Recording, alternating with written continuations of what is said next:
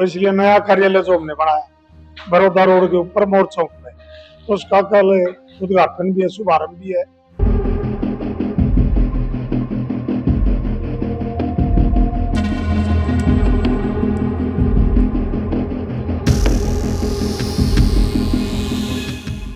दूसरी बार बड़ौदा से कांग्रेस के विधायक बने इंदुराज इस वक्त गोहाना की अनाज मंडी में ये काफी सारी आड़ती बैठे हैं।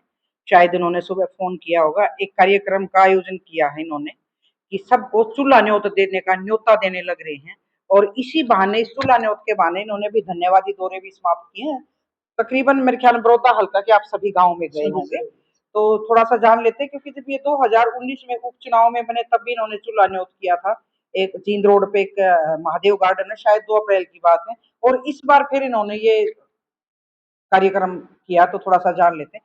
विधायक जी, आप लगातार तो एक तो दौरे कर रहे थे धन्यवादी, तो किस तरह का आपने माहौल देखा कि 5 महीने हो गए हैं चुनाव को, सरकार के प्रति और विपक्ष के प्रति लोगों का अपना अपना नजरिया होता है, तो आप ये पूरा 3-4 दिन शायद आपने ये दौरे किए हैं, तो किस तरह का गांव में आपको माहौल नजर आया? देखिए, विधायक बनने के बाद दूसरी बार विधायक बना, हल्का बड़ौदा की 36 बिरादरी ने आशीर्वाद दिया और विधानसभा भेजने का काम किया।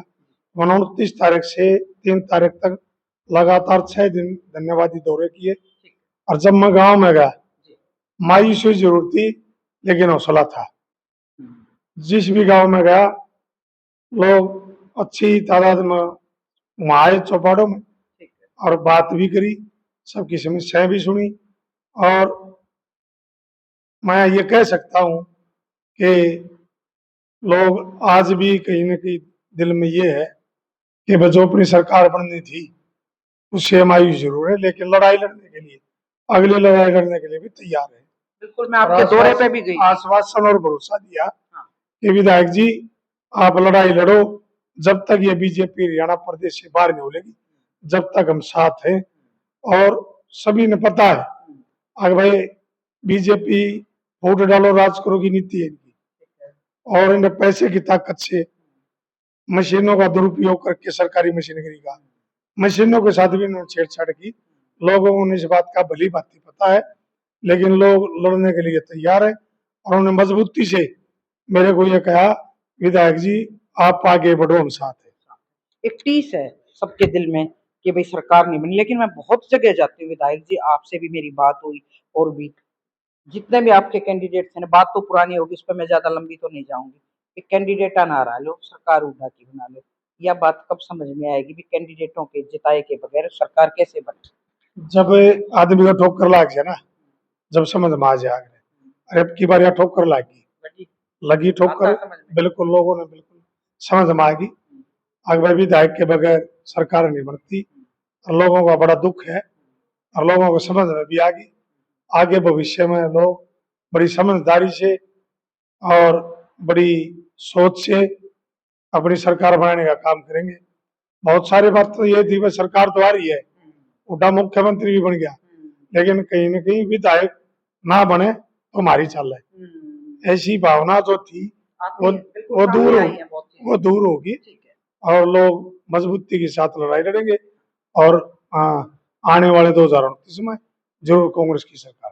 तो कल क्या कार्यक्रम है? जैसे आप अपने धन्यवादी दौरे पे भी बोल रहे थे, आज मंडी में आई, ये सारी मंडी की पूरी क्रीम बैठी है, अध्यक्ष बैठे हैं, पूर्व प्रधान बैठे हैं, कल का क्या कार्यक्रम है? मैं सारे साथी हैं, मेरे दुख सुख के साथी है, इन्होंने इलेक्शन में भी मेरा भरपूर साथ दिया और हमेशा चाहे मैंने कोई भी प्रोग्राम किया तो ये मेरे से भी आगे खड़े हो गए, प्रोग्राम को कामयाब करते।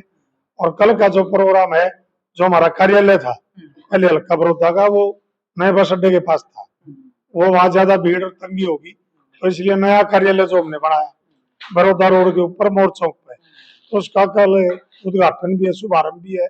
और पूरा हल्के का प्रसाद, चूल्हा न्योत, खाना वो भी है। और हमारे हरियाणा प्रदेश के जो भविष्य के मुख्यमंत्री है, हरियाणा प्रदेश का उज्जवल भविष्य है, जिसके ऊपर उम्मीद और टकटकी लगाई हरियाणा प्रदेश बैठा है, दीपेंद्र हुड्डा जी आएंगे, वो सबसे मिले भी, बात भी करेंगे और अपने एक दूसरे से विचार साझा भी करने का काम। विधायक जी का हम स्वागत करते हैं मंडी में पहुंचने पर, और जो निमंत्रण दिया उनका सर स्वीकार, हम जरूर पहुंचेंगे। बहुत बहुत शुक्रिया भैया। विधायक जी ने अपने मतलब विधायक बनने के बाद दूसरी बार ऐसा कार्यक्रम का आयोजन किया है जिसमें चूल्हा न्योत कहें या लोगों से मिलने का एक बहाना होता है।